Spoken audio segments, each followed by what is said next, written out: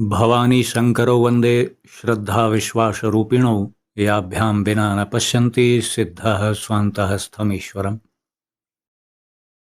हर हर महादेव। जगत पिता Shiv YouTube channel में आप सभी दर्शकों का हार्दिक स्वागत है। आशा करता हूं कि आप भगवान महादेव की कृपा से सभी आप सब लोग सकुशल होंगे। शिव साधना की सरलतम विधि, प्रस्तुत भाग इसका दूसरा भाग है।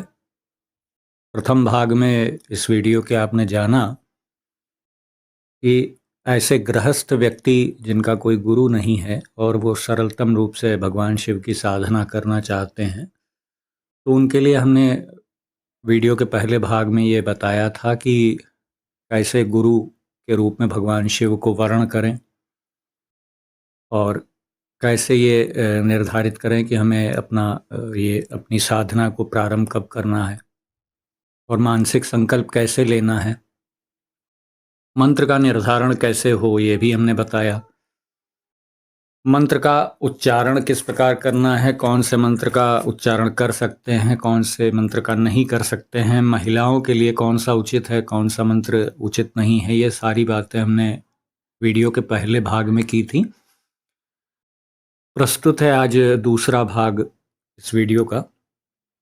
आज हम चर्चा करेंगे कि भगवान शिव को हमने गुरु के रूप में वर्ण कर लिया और हमने मंत्र भी निर्धारित कर लिया कि हमें किस मंत्र का जाप करना है। तो अब इसके बाद क्या करना है? अब इसके बाद सबसे पहले आपको, जिस दिन से आपने विचार किया है कि आज से मुझे अपनी साधना का प्रारंभ करना है, उसी दिन से आपको उसे प्रारंभ करना होगा। और इसमें सामग्रियां क्या क्या चाहिए सबसे पहले। अब आप सुबह साधना करते हैं या शाम को करते हैं, ये आपको निर्धारित करना है कब आपके पास समय है। सबसे पहले तो आपको क्या चाहिए होगा, सबसे पहले एक अच्छा सा नया आसन खरीद लीजिए। ऊनी आसन हो या कॉटन का हो या कुशा का हो, ध्यान रखिएगा प्लास्टिक आदि का ना हो जैसा आजकल मिलता है। प्रशस्त चीज का होना चाहिए, मतलब जो उचित है, जो पूजा आदि में प्रयोग होता है। सबसे बढ़िया है कि आप कंबल का ले लें, ऊन का ले लें, वो अच्छा है। सफ़ेद हो सकता है, लाल हो सकता है, किसी भी रंग का ले सकते हैं। एक नई रुद्राक्ष की माला ले लीजिए, या आपके पास घर में पुरानी माला हो तो उसे फिर से शुद्ध करके फिर से अभिमंत्रित करना होगा।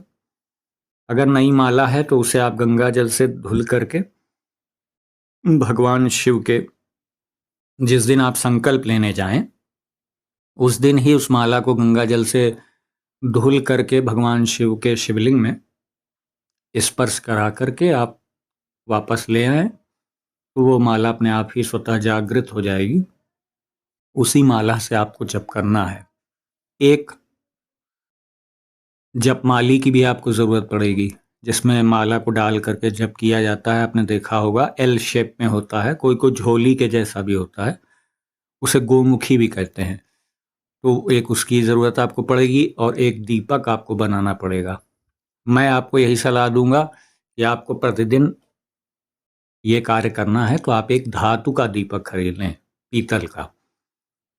मिट्टी का दीपक जो होता है वो मेनली उन लोगों के लिए उचित है जिनकी साधना 21 दिन 11 दिन एक निश्चित टाइम फ्रेम में है, उनके लिए। आपको चूंकि जीवन भर ये अखंड शिव साधना करनी है तो आप पीतल का एक दीपक खरीद लें और एक थोड़ी सी धूप बत्ती आपको ज़रूरत पड़ेगी। और भोग के लिए प्रतिदिन आपको, आप कुछ भी ले सकते हैं, बताशा ले सकते हैं, काजू किशमिश थोड़ा सा रख सकते हैं, जैसा आपकी आर्थिक स्थिति के अनुसार है वो।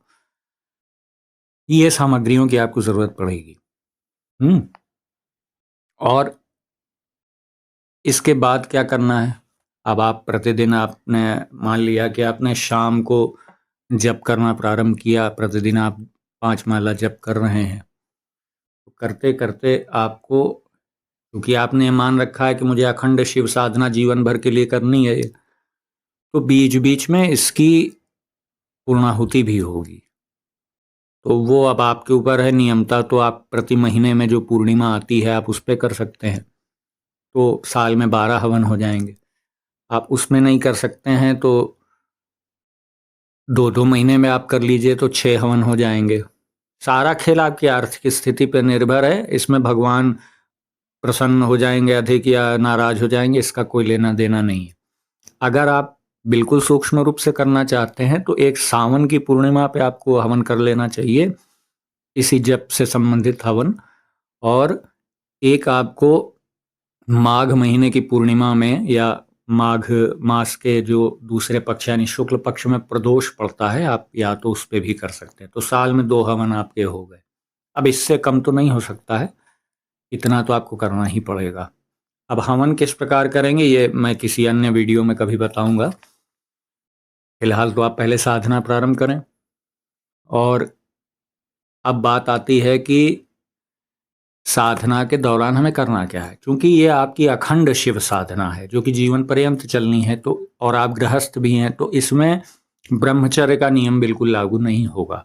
नहीं लागू होगा का मतलब ये नहीं कि आपको स्वतंत्रता मिल गई, छूट मिल गई, आप व्यभिचार करें, कुछ भी करें उल्टा सीधा, ऐसा कुछ नहीं। अपने पत्नी का धर्म रूप से, धार्मिक रूप से आप जो है संग कर सकते हैं, उसमें कोई दिक्कत नहीं। हाँ, अखंड ब्रह्मचर्य का इसमें विधान नहीं है, क्योंकि ये जीवन पर्यंत ये साधना चलनी है। अखंड ब्रह्मचर्य का विधान उन साधनाओं में है जो एक निश्चित टाइम फ्रेम में की जाती हैं, 21 दिन, 51 दिन, 41 दिन, 11 दिन, उनमें है। तो इसमें सबसे अधिक जो हमें ध्यान रखना है, क्योंकि ये जीवन भर ये साधना चलनी है, तो सबसे मुख्य नियम इसमें यह है कि हमारा खान पान जो है वो बहुत ही सात्विक होना चाहिए, क्योंकि जैसा खाए अन्न वैसा बने मन, जैसा पिए पानी वैसी बने वाणी। तो आप जो भोजन अपने अंदर आप ले जा रहे हैं वही आपकी चित्त वृत्तियों को आगे पुश करता है। आप सात्विक चीज़ें खाएंगे तो सात्विक वृत्तियां उदय होंगी मन में। तामसिक चीज़ों का सेवन करेंगे, तामसिक वृत्तियां आएंगी। नशा है, शराब है, गांजा सिगरेट, इनसे आपको बचना है ना।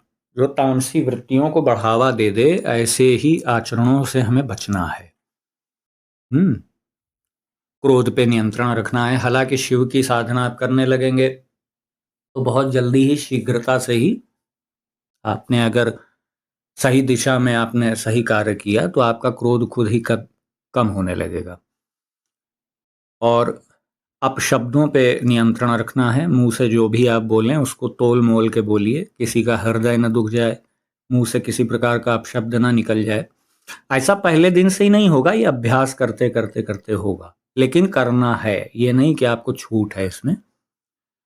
तो यही कुछ मुख्य चीज़ें हैं। और थोड़ा सा करते करते जब आप साधना में उतरेंगे तो आपको खुद ही समझ में आ जाएगा मेरे लिए क्या उचित है, क्या साधना में व्यवधान पैदा कर रहा है, क्या उस साधना की गति को बढ़ा रहा है। ये आप खुद जज कर लेंगे बहुत अच्छे से। और सबका मन स्वयं भी जानता है क्या करना धर्म और कानून के अनुसार सही है, कौन चीज़ सही नहीं है, वो हर आदमी जानता है, वो उसको बताने की ज़रूरत नहीं।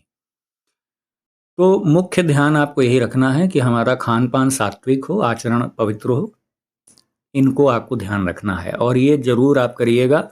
आप हर महीने पूर्णिमा को हवन कर पाएं तो अच्छी बात है, नहीं तो कम से कम सावन की पूर्णिमा और माघ मास की पूर्णिमा या प्रदोष पे तो जरूर हवन आप कर लें।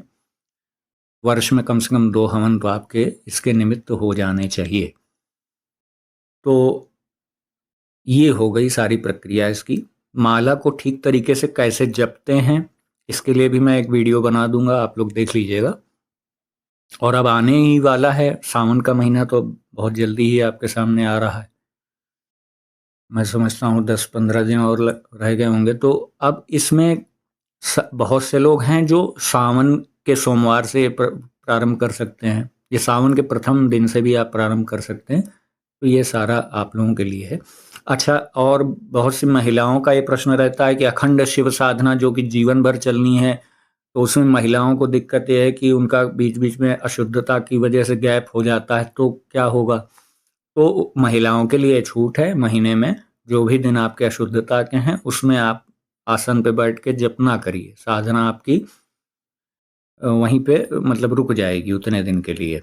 और आगे जब आप फिर से पवित्र स्थिति में आ जाएंगे तो आप वहीं से अपना प्रारंभ कर सकते हैं। और जब तक अशुद्ध स्थिति में आप हैं तो मन में अपना उस मंत्र का स्मरण करते रहिए, उसमें कोई दोष नहीं है।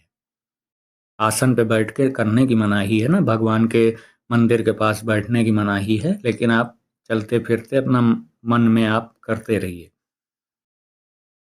और नाम जप आप करें वो ज़्यादा उचित है।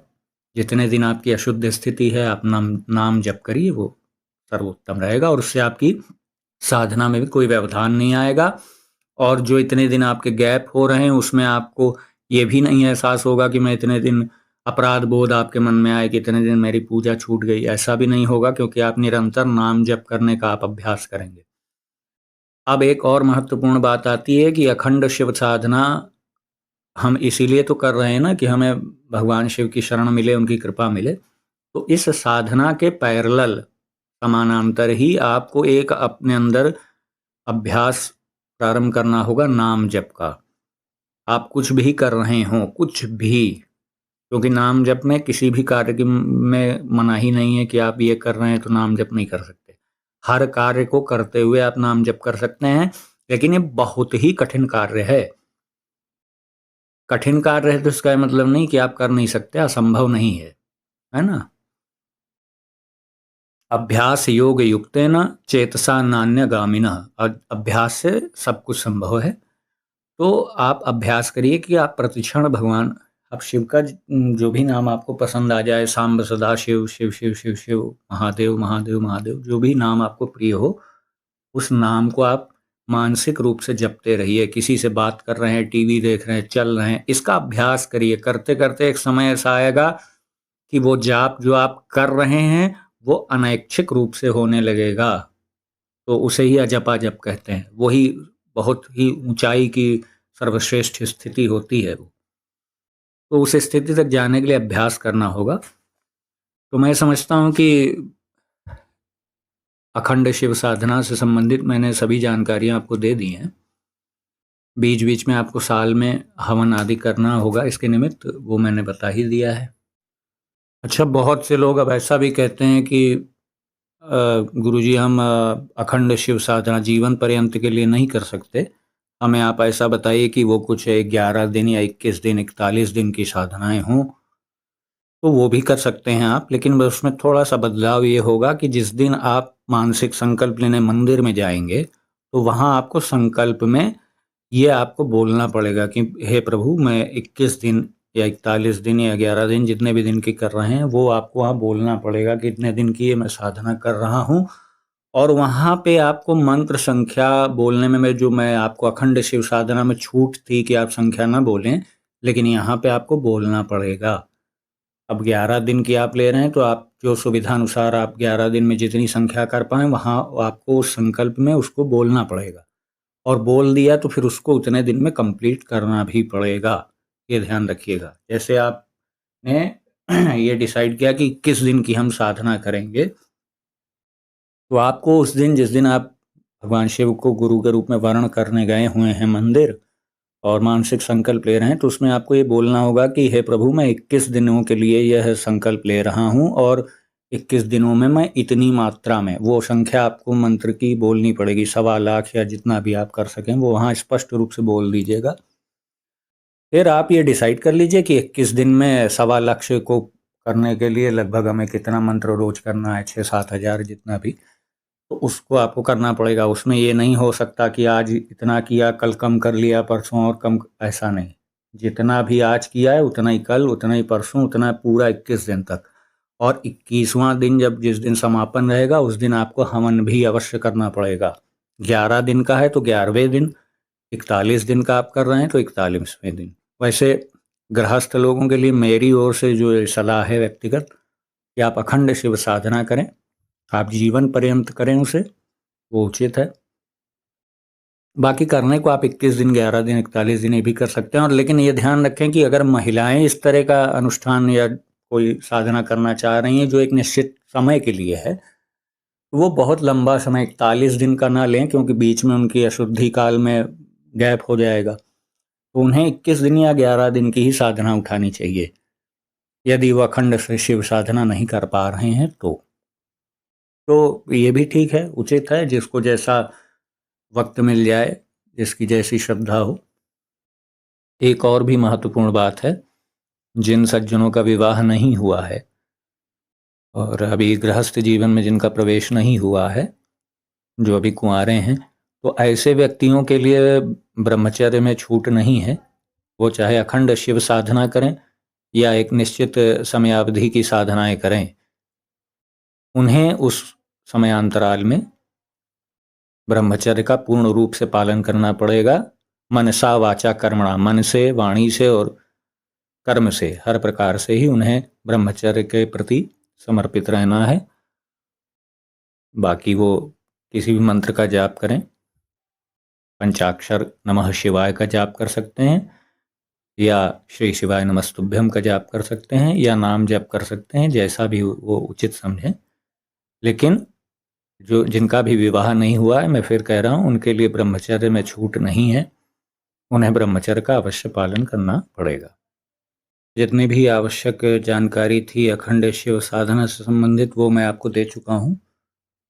और आगे भविष्य में आने वाले वीडियोस में मैं ये भी ज़रूर बताऊंगा कि शिव साधना प्रारंभ करने के बाद किस प्रकार के अनुभव, शुरुआती दिनों में किस तरह के अनुभव होते हैं, और आपकी साधना सही दिशा में जा रही है अथवा नहीं जा रही है, इसके विषय में भी मैं आगे आने वाले वीडियोस में ये जानकारी अवश्य दूंगा आपको।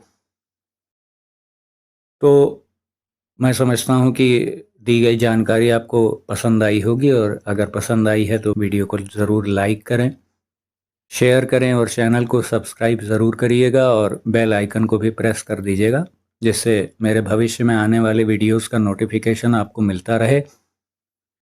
तो मिलते हैं अगले वीडियो में। हर हर महादेव।